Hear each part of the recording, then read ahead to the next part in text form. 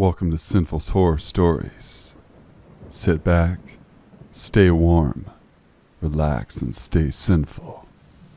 Story number 1. This happened to me 3 years ago. I was in college, but I took night class because I was working full-time by day. That night, my class ended around 10 p.m. The school is a bit far away from my home. I could walk, but it was winter and lots of snow had fallen that week. The walkways were full of snow. It would have taken me forever to walk home. My bus app told me that I had just missed the bus, and the next one was 30 minutes away. When this happens, I would always walk to the nearest subway because there was another bus stop, and instead of waiting and freezing, I would walk to warm myself up a little. So that is exactly what I did that night. The shortest way to the subway station was through a park. I always took that path and had no reason to worry that this night was going to be any different. Before arriving to the park entrance, I noticed there was a guy with a very recognizable hockey-themed winter hat smoking near the benches. As soon as he saw me, he picked up his things, slowly walked toward the walkway. I have no idea why, but I found him suspicious, and I remembered something my mom told me when I was a child. When you feel like something is off about someone at night, find any reason you can to slow down and let him walk past you. You'd rather have someone in front of you than behind you. For some reason, I thought he was weird and did just like my mom told me. I faked receiving a text and slowed down so he could walk in front of me. He was so incredibly slow, as if he wanted me to get past him, but I would just slow down even more. He was vaping something that smelled like super fake strawberry. This will be important later. I was hoping he wouldn't go into the park, but he did. We walked like that in the park until I noticed there was a hockey game going on. I decided I would go and watch the match, just to let him take some distance before I would keep going. As I was turning right to get to the outdoor ice rink, he turned left on a path that goes by a building. I was reassured that he wasn't going in the same direction I needed to go. Still, I was a bit curious about the match, so I watched it for a minute or so, then turned back to go on the path. As I turned, my blood ran cold. The same guy that turned left was turning the other corner of the building. He just walked around the building. If I had kept going instead of watching the hockey by doing this, he would have been behind me. I was petrified, but I was still relatively safe because there were people around. The guy walked slowly as ever in the direction I needed to go, but I did not follow him right away. I waited for a bunch of students to walk by, and then I walked behind them. Safety in numbers. He was waiting by the park exit, checking his phone. When he saw the bunch of students and he walked away, normal speed this time. I saw him turn right on a street, and I thought it was the end of it. Eventually, I reached a subway station and started waiting for the bus. And then, I smelled a very familiar, potent strawberry smell. As I turned to look around, there was the guy with the hockey-themed hat, and another guy, both staring at me. When the bus arrived, I was shaking. It was not because of the cold. They both got on the bus with me and other passengers. I told the bus driver about what was happening. Where I live, past 9 p.m., women can ask a bus driver to be dropped alone at a bus stop, making sure no one can follow her. That is exactly what the bus driver did. I had the bright idea to get out one stop early, and I walked in the opposite direction from my home and waited for the bus to leave. I turned around to wave at the bus driver as a way of thanking him, and I saw the two guys banging on the middle door. The bus driver locked them in so they wouldn't open. I took that bus almost every night, and I never saw those two guys, nor have I ever seen them around my house. But here they were banging on the door, and although I could not hear them, I could clearly see them yell at the bus driver. When the lights finally turned green and the bus left, I rushed back home faster than I ever did in the snow. The next night after school, I was too nervous to use my shortcut through the park, so I took the long way around. I got to my bus safely, but what I saw on that ride scared the living hell out of me. At the bus stop that I was dropped off at the previous day were two guys. one with a hockey-themed hat. They did not get on the bus. My first thought was they were waiting for me and not the bus. Luckily for me, this was not my stop. Maybe I was just paranoid, and all of this was just a strange series of coincidences. But I was scared to get on that bus. Still am today. I moved in with my boyfriend since then, but the shortest way to our house is through the park. I still take the long way around at night. Story number 2. This occurred in 2009. I was 22 years old and was leaving my home state of California to head east for my corrections job. I was driving down the loneliest highway portion of the route, and it was around 3 a.m. on a Sunday. They don't call it the loneliest highway for nothing. I hadn't seen another soul for at least a half hour. I was starting to get sleepy, but I wasn't tired enough to pull over and take a nap when I saw a broken down car on the side of the highway. I slowed and saw a woman standing next to the car. I approached this woman with caution, rolling down my window just a sliver. Something about her wasn't right. I couldn't put my finger on it then, but I know now it was my subconscious screaming a red flag. I asked her if she needed me to call a tow truck or AAA for her. She immediately tried to open my door. I explained to her that I didn't feel comfortable letting her in, but that I would wait until a tow truck came. She immediately got this look of rage on her face, started to berate me. "You're a big man, what am I going to do to you?" and saying I was cruel for not letting her in. This is where I fucked up. I can see this now 10 years later. I begrudgingly unlocked my door, figuring she was right. She's at most 5'2" and I'm over 6 feet, and have 100 pounds on her. She slips in and I ask her who I can call. This was 10 years ago, so I had a little BlackBerry slide. She starts telling me that she'd just prefer if I'd give her a ride to the next town. Now, I'm starting to realize I've fucked up because she's avoiding eye contact, and she's fumbling in her purse. When I mentioned calling for help, she gets aggressive, demanding I take her to the next town. I'm so busy trying to unfuck this situation, I miss a man who was either hiding in or near her car. It wasn't until he was almost to my driver's side door that I managed to catch him in my rearview mirror. Fight or flight kicked in. I put my car in drive and sped off right as the fucker was reaching for my car door. I sped off and heard a ping noise, and then my rearview mirror exploded. He was shooting at me. The adrenaline alone had me going near 90. By this time, homegirl realized in whatever drug-induced stupor she was in, her little plan was futile. She started hitting me, telling me to stop and let her out. When I reached enough distance, I did just that, pulled over and demanded she get out of my vehicle. She started going for the oversized purse she had, but I had enough and I was literally shaking with adrenaline. I reached over, opened the door, and pretty much shoved her out. I tried grabbing for her purse, but she managed to hold on to it, not before dumping half of what was in there on my passenger seat. I sped off, my door still open. I waited until I was a safe distance away and slammed it and locked it. I clenched the wheel and drove, feeling like I was on autopilot. It wasn't till later that morning that I pulled into a Denny's did I realize how close I was to pretty much dying. I had a good cry and then realized a bunch of her things spilled onto my passenger seat. Most of it was just nasty wadded up napkins, a few tubes of lipstick, and drug paraphernalia. I had considered calling the cops or finding a highway patrol officer. I did do something stupid. I tossed all of her things that had fallen into a trash bag and threw them away.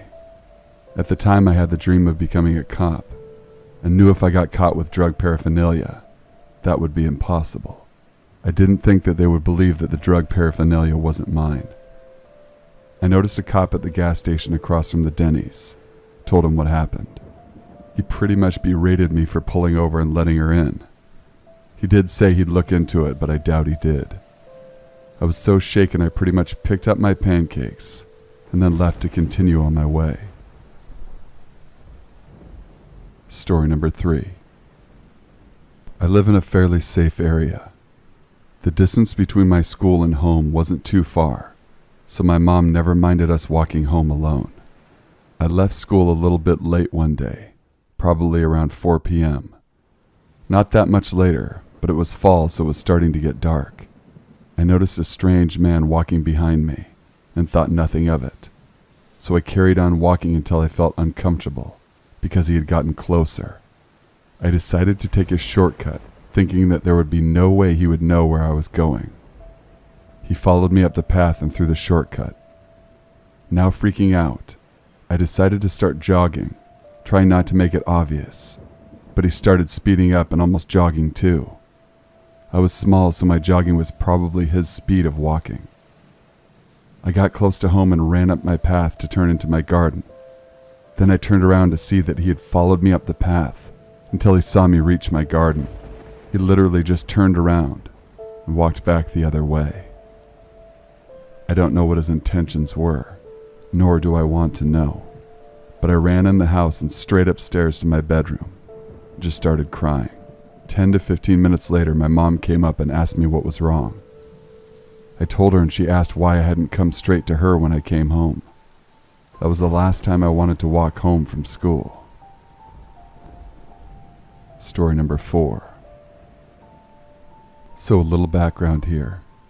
My father was in the Army for 21 years, retired and moved to a very small town in central Florida. He got bored after a couple of years, and even though we didn't need the money between his retirement and what my mom was making as a bookkeeper, he wanted to go back to work. He started working at various gas stations, and it being a small town, the owners wouldn't care if I came there and helped him out with stocking the coolers or even running the register, as long as I didn't sell any beer or cigarettes. This all took place in the late 80s and early 90s. The actual story I'm going to tell took place in 1990, and I remember the date well, because it was shortly after my birthday, and being 15 in Florida, I had just gotten my learner's permit. My dad would let me drive him to and from work, just to get experience on the road. I was sitting in my usual spot at a table that was set up along the windows, book in hand, feet propped up, and a Mountain Dew on the table, along with some snacks. I would generally spend most of the evening that way, reading books, getting up to run the register, stock the cooler at different times.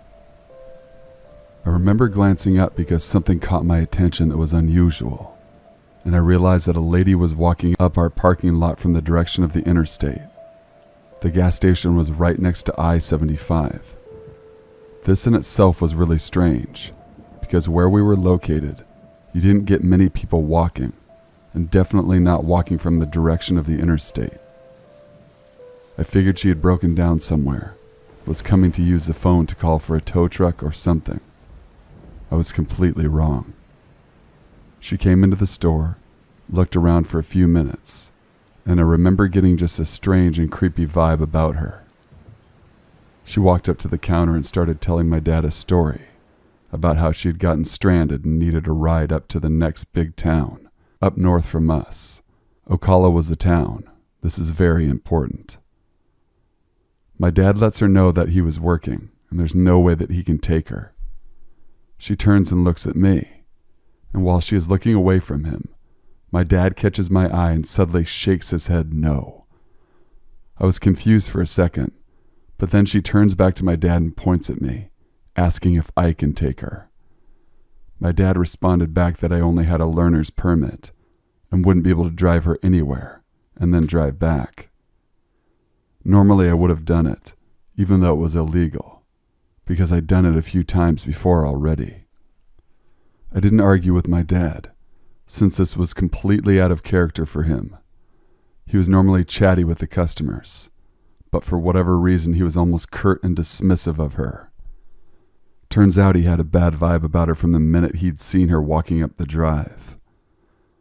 She cusses him for a minute and he basically tells her to get out of the store. She slammed the door open. I thought the glass was going to break from how hard she slammed it, and then she walks out of the store and down the driveway. I keep an eye on her and continue to watch as she makes her way back up to the interstate and then starts up the northbound on-ramp.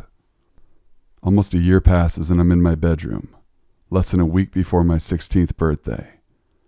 I hear my dad yelling from the living room, "Son, get your ass in here and look at this."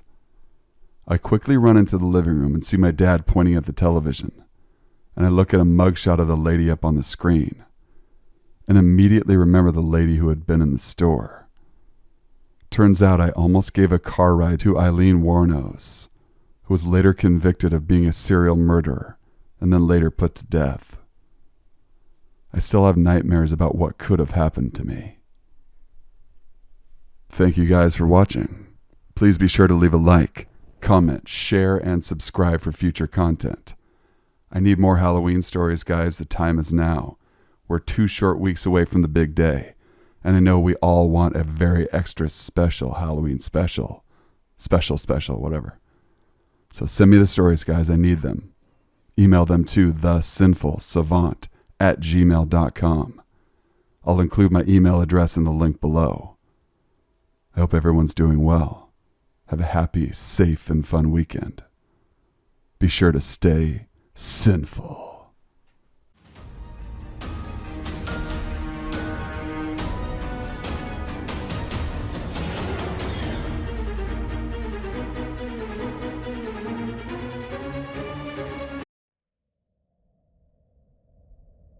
So, I was babysitting 2 younger cousins at their home, which was about 100 years old, and it was also situated next to a graveyard.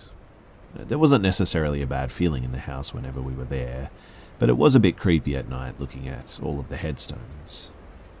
Anyway, I was helping the girls brush their teeth and whatnot before bed, and I headed back downstairs after they were in their beds and I had said goodnight. I sat down and almost immediately I heard a commotion of doors, not slamming but shutting hard, and the girls, I believe that they were around 4 or 6 at the time, talking loudly. When I got upstairs, they were at the end of the hallway, around a corner, and they were pushing their hands against the door to the attic as if trying to keep someone or something from coming through. "We gotta shut it! Help us shut it!" they half shouted and sort of half whispered. I'm already on edge because of the house and the stories my aunt and uncle had shared with us regarding paranormal activity, and so when I put my hand against the old, heavy attic door, I absolutely freaked out when I definitely felt something pushing back from the other side. I paused for a moment in shock and then quickly and forcefully slammed it shut. And I mean, thank goodness, right? The girls thanked me as if this were like a normal bedtime thing for them, and went back to their rooms to go to sleep. As for me, I noped the heck out back downstairs. My aunt and uncle returned later that evening, and I mentioned it to my uncle as he drove me home. He just kind of chuckled and said something to the effect of, "Yeah, sounds about right." I have a few more incidences from this particular house if anyone's interested, but for now, that's my story, and it's by far the freakiest thing that I've ever experienced.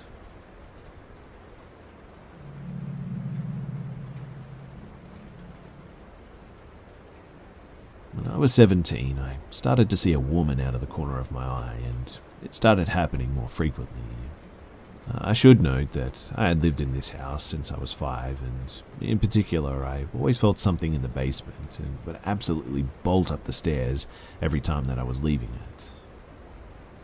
Anyway, I started seeing her more and more frequently, but any time that I turned to get a good look, she was just gone. Then, one random night, I was sitting on the couch long after everyone had gone to bed, and I saw her again, but then she started chasing me, and I bolted up to the 2nd floor where my bedroom was. I had to sleep with every light in my room on that night, and slept completely underneath the covers because I just knew that whatever was in the basement was now under my bed. I slept with the lights on every night for a week because I was convinced if I didn't that it would kill me. The paranoia and the lights on for days happened a few more times over the years, but only ever in that house and nowhere else. Honestly, I realize that it's very possible that it was just a psychotic break because the shadow figures in my vision still show up when I'm really, really stressed, and same with auditory hallucinations of people calling my name. But it's been about 2 years since I've had any though, and I've never seen a figure as clearly as I did that day.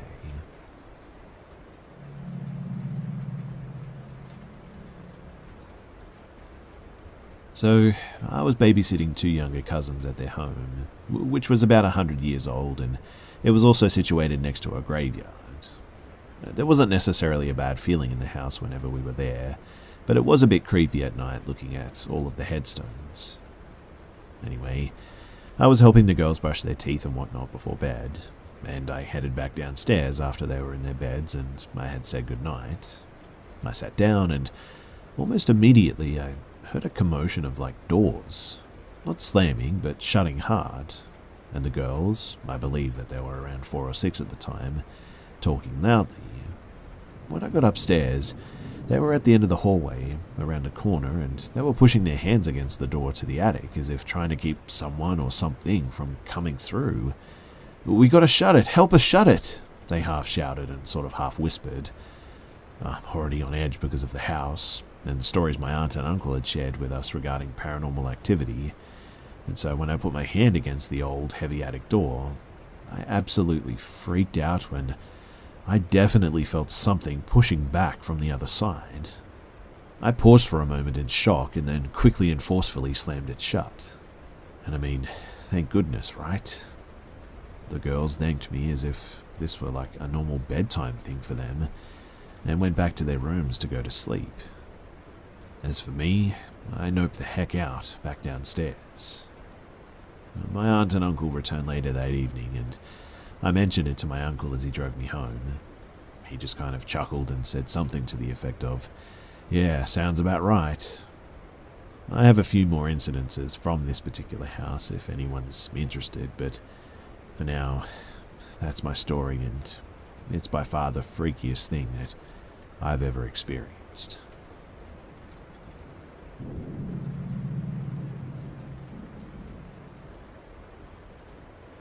So I spent my late childhood and early adulthood in this house situated in a nature reserve in Brazil.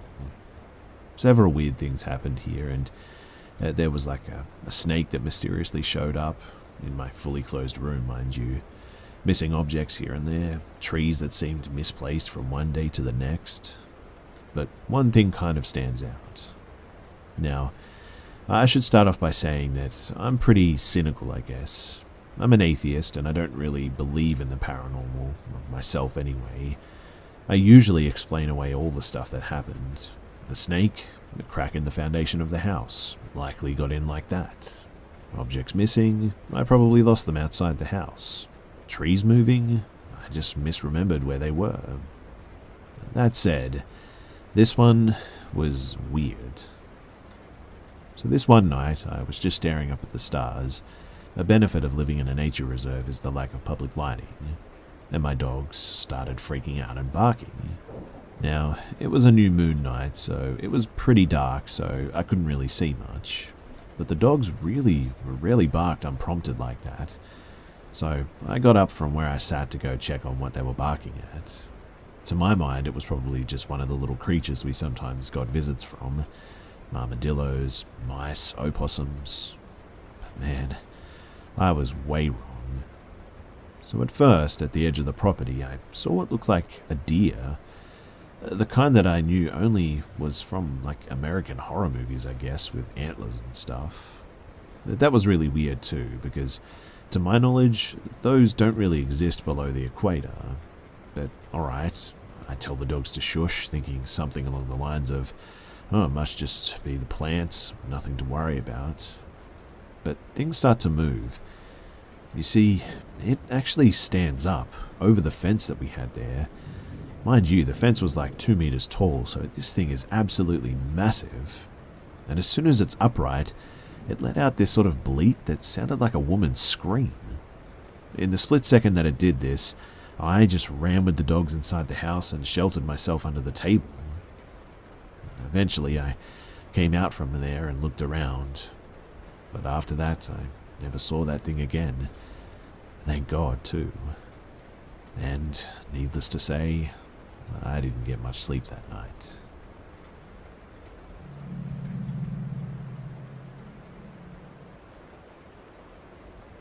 So some backstory first. I was fresh out of high school and found my first job working as a dialysis tech at an outpatient clinic. I'd always wanted to go into nursing and thought that this would make for some great experience while I waited to get into the nursing program at the local college. One of my co-workers at the clinic was also straight out of high school and interested in nursing, and we instantly clicked. This was around 2008, and shows like Ghost Adventures were all the rage. But we were both pretty hooked and would go to the local cemeteries at night and whatnot, looking for ghosts.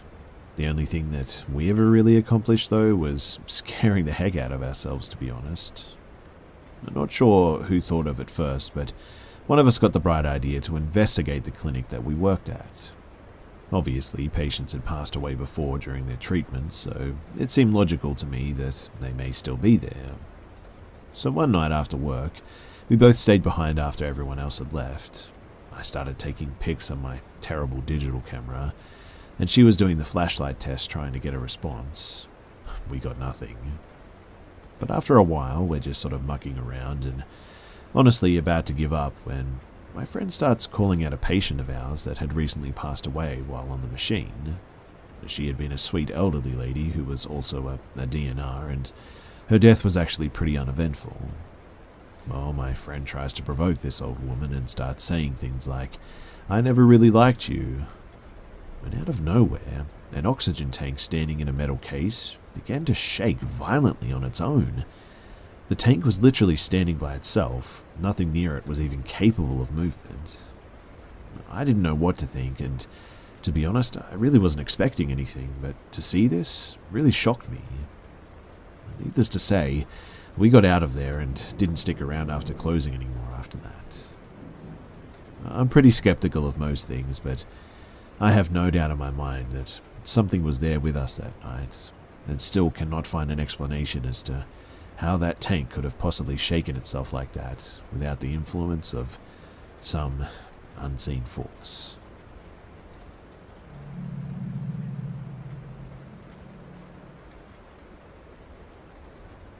My younger sister and I have always dreamed of visiting New Zealand.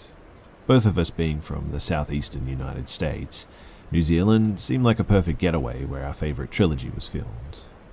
So, with months of saving and planning, it was the spring of 2017 that we flew to Auckland, New Zealand for a grand adventure.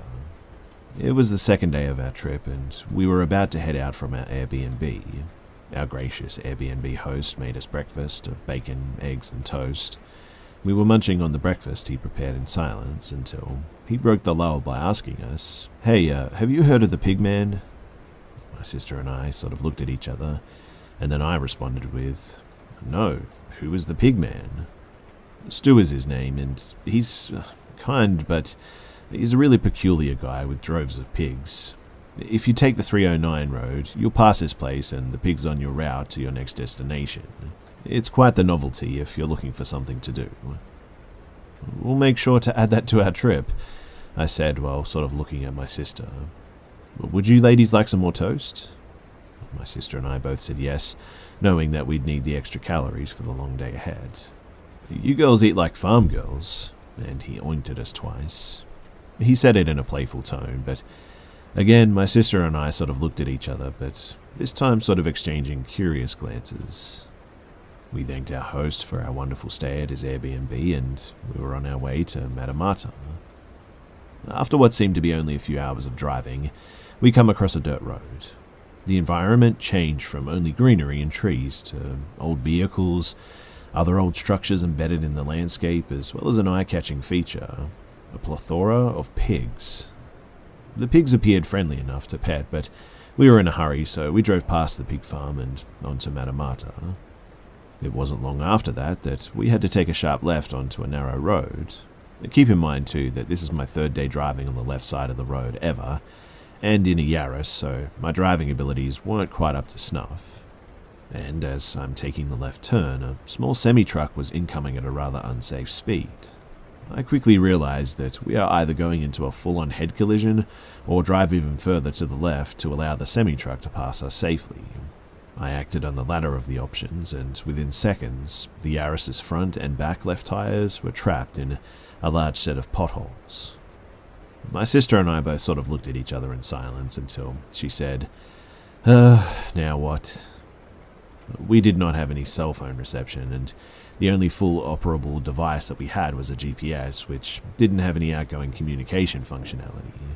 So, rather than panic, we get outside of the Yaris to assess how we can get the car out of the pothole. It wasn't long, too, before we saw a white utility van driving towards our seemingly helpless situation. We had mixed emotions about gesturing the driver of this van to stop. We were in a foreign land, about to rest our fate in a stranger's hands, and that just didn't really seem safe. But without even motioning the van to stop, the vehicle pulled over, and nothing really happened for several minutes. We patiently waited to see who would open the driver's door of the van, and when the driver finally presented themselves, it was an older man with white hair in his mid-60s, who appeared to be a local farmer. He looked at us with a smile, revealing a few missing teeth, as he walked towards us. My sister and I telepathically made the decision to allow this stranger to approach us, given that we had no other solution to our situation. The silence broke when he said, with what seemed to be an Australian accent, "G'day ladies, seems like you've found yourselves in a situation." I put on a brave smile and responded with, "Yes, we have. We're figuring out how we can get the car safely out of the pothole without damaging it." I was conscientious in making sure to omit details about us being tourists, but I'm sure my accent and apparel gave it away to some extent. "Well, I'm not sure I can be much help with that, but I can get you a lift into town for someone to tow the car. How about that?" "Well, I'd like to at least attempt in getting the car out before involving anyone else. Thanks." He looked displeased for a moment and then turned on a smile once more. "Now, think. The three of us won't be able to get that car out of the hole. It would be best if you and your friend hop in my ride and we drive you to town. It won't take long." Without even needing to consult with my sister, we both knew that this was a bad idea. The man said with a bit more urgency and slight vexation in his voice, "The way I look at it, you're better off coming with me than staying here to see what others will do to you." We both were anxious and fearful of what he may physically do to us. Terrifying thoughts popped into my head, like if our family and friends would even hear from us again, or if newspaper headlines will read, "2 female travelers kidnapped and killed just around the pig pen." To our surprise, another van approached the scene and parked behind the old man's vehicle.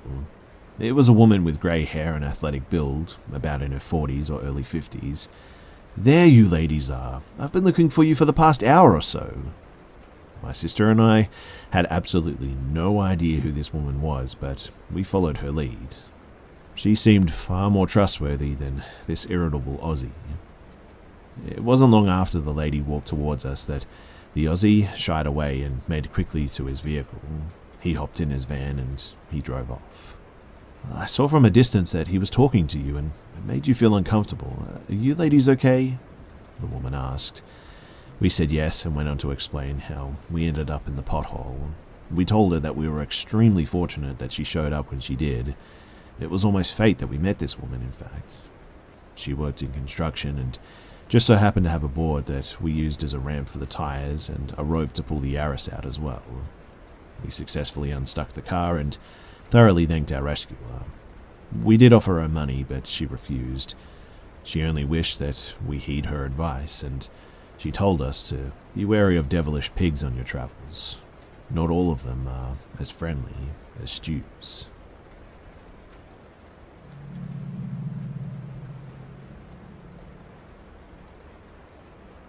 When I was a 16 to 17-year-old girl, I would babysit for a set of twin 8-year-olds that lived across the street from me. It was the ideal summer job too. I ferried them to and from various activities, and in between, we spent nearly every second outside. Every day was a new adventure. Adding to the fun too, the twins' family owned a medium-sized sweet-as-pie poodle mix who loved people more than anything. This dog was incredibly smart, gentle, and loving too.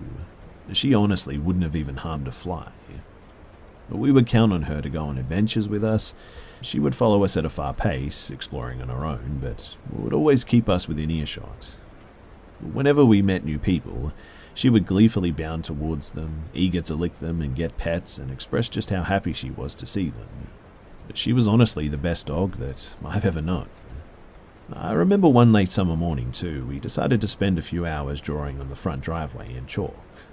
The kids drew and rolled up and down the street on their scooters.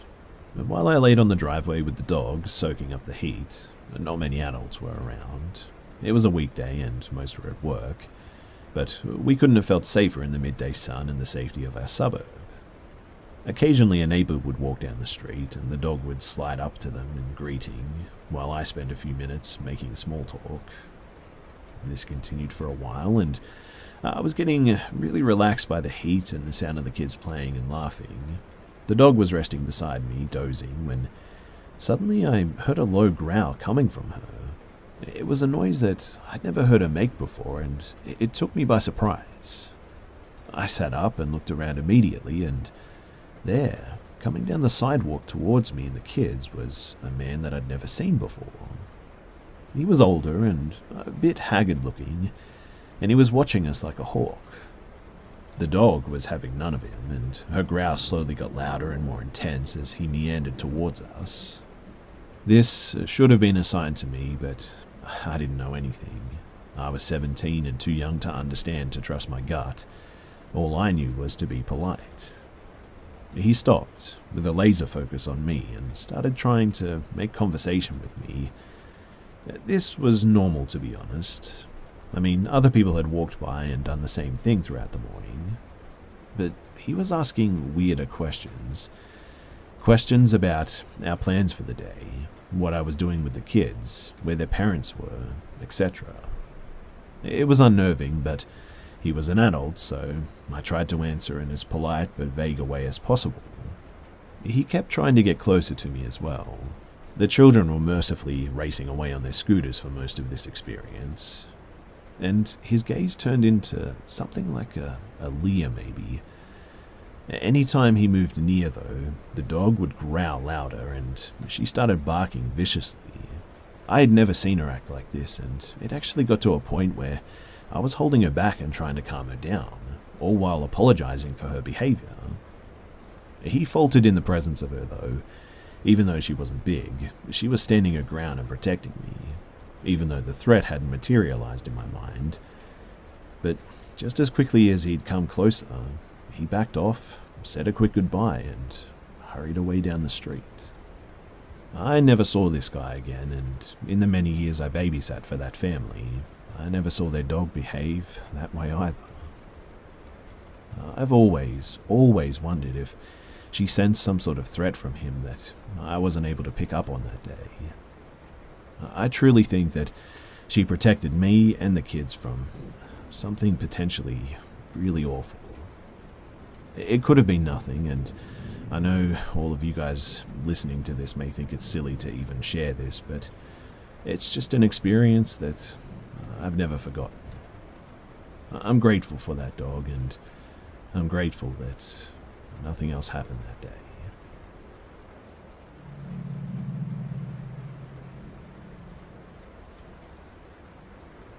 So my friend lived in a super rural, small country town, and I'd come to spend the summer with her at her grandparents' house.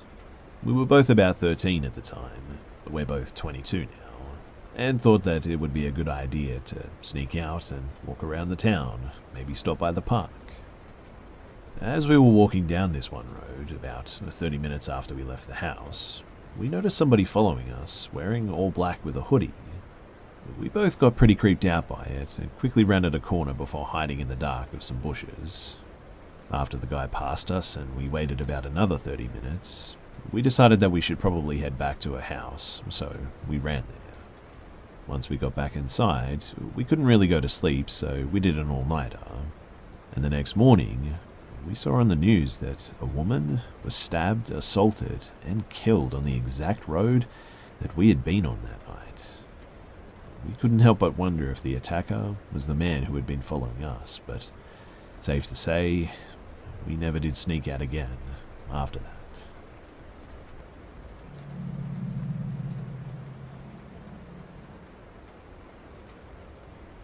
I had just finished high school and got a summer office job in the city 45 minutes from my hometown. My boyfriend at the time also had a job in the city and would give me rides to and from work. Unfortunately, this meant that I arrived up to an hour, maybe an hour and a half, before the office opened. This was before smartphones, so I'd normally sit and read out front by the fountain, waiting for my office to open. This wasn't the best side of town too. Mostly industrial buildings with a few gas stations and restaurants spread out, all near a major freeway, intersection sort of overpass thing. I wanted to get an apartment closer to work and start community college in the fall. I just couldn't find roommates, and my boyfriend said that he'd rather commute to work than pay rent. I decided to go it alone despite my mum's fears of me living by myself. I found a beautiful 1940s brownstone, only a 20-minute walk or 10-minute bus ride to work as well. Being a broke teenager and liking the exercise, I mostly walked to work. I took the same route every day, cutting across a vast parking lot and entering the building from the side rather than using the sidewalk and front door. My office was a rented space in a large 10-story building with other businesses like telemarketing and call center offices. No doctors or lawyers or other businesses that would have in-person customers, so I rarely saw other people in the parking lot or surrounding grounds other than like co-workers or other professionally dressed office workers. But one morning, on my usual route, right before my shortcut, I spotted an adorable little fluffy white dog halfway across the parking lot. I was excited too and wanted to pet her on my way in. I was about to walk directly towards her when my eyes followed her leash up to the person holding her, and immediately something just didn't feel right. Time seemed to slow down because it felt like I had so much time to process so many details at once. He was older, maybe 50-ish, tall, large build, white, wearing a baseball cap, dark sunglasses, shorts and a t-shirt. It wasn't even 8 o'clock in the morning at this point, and I wondered what he was doing in the parking lot. There was nothing nearby, and he wasn't anywhere near the grassy areas. He seemed to be urging the dog in my direction almost, and sort of stowed in by a white windowless van that had the back door open. I turned and walked the opposite direction, taking the sidewalk around the front of the building. My office wasn't open yet, so I practically ran up the stairwell to my floor, and for some reason went up to the next landing. I could see the hall through a small window in the door. I waited, heart pounding. After a moment, I started thinking that I was just being paranoid. But then, I saw him, carrying the dog and trying the doors, which thankfully were locked. Obviously, I was terrified.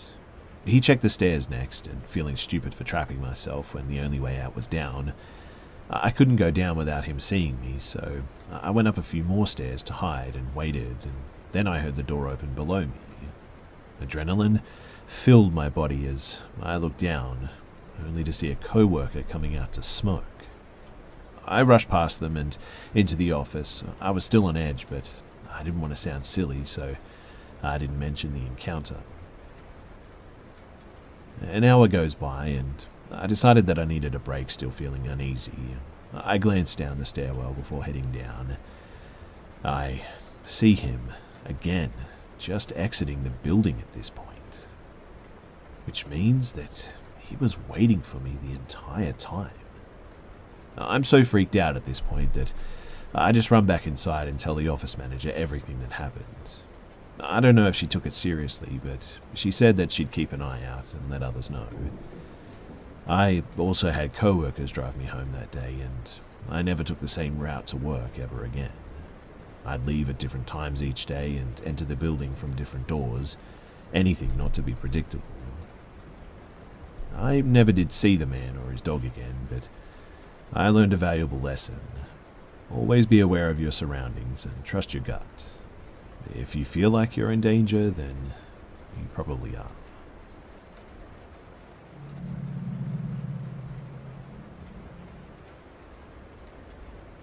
This happened at the end of the first quarantine, about late July or maybe early August. IKEA had said that they would be accepting a mass of customers, and My mother said that she needed to go and get some stuff we had previously not been able to get. At the time, I lived with my mother, brother, nan, and grandfather. They all get up early, so they wanted to go as well. I, however, wanted to just stay in bed because the line would have been like 2 hours long. And when the time came for my family to leave the house, my mother came into my room and told me that they were going to IKEA. And I, being half asleep, just sort of agreed with everything and didn't think much of it. But something felt off. I just had this gut feeling as if somebody was standing over me. But now that I think of it couldn't have been my mother because I could really hear her outside my door. In any case, they left the house and I was left alone for about 4 hours. For the first 2.5, I just sort of played on my PS4 with my friend. But I then heard the distinct sound of the front door being unlocked from the inside. But the outside and inside make different sounds. I thought that this was odd because I had one headphone off my ear just to hear when they got home, but it was still creepy how it was clearly being unlocked from the inside. I heard no noise for the next few minutes, so I went down to say hello, but the door was still locked and still nobody had got home. After about 10 minutes, I was still playing on the PS4 while telling my friend about it, when I heard my bedroom door open and felt the wind that it normally makes when it opens. I turned, but still there was nobody there. Now, though, I was really starting to get freaked out. I thought it might have been from the lack of sleep that I was getting at the time, or just my imagination or something, and nothing happened for the next hour. Because I'm a junk food loving teenager, though, I constantly was going downstairs to get drinks and snacks and stuff. But the last time I did it was the part that left me just absolutely terrified. You see, I walked downstairs to get my food and drink. For some reason, I always have the feeling that someone is always behind me when I'm going up or down the stairs, and I started to walk back up them. As I reached the top of the stairs, I have to look down a hallway to my left, but I could see my door over the ledge before fully getting up the stairs. And that was when I saw, well, me. At my door, slightly cracked open with me, there just staring. It had the facial structure of me and the same hair, but the facial features were a little bit different. In any case, that was enough for me. I ran out of the house and didn't go back in until my parents got home. Now, most of you probably won't believe this because I know it sounds like a common fake story, but it was there, clear as day, and that's why I'm scared of being home alone now. Too many unexplained things have happened in my house while I'm home alone, and it's left a scar in my brain. But this one, it definitely sticks out. This one was the worst by far. This one is burned into my memory.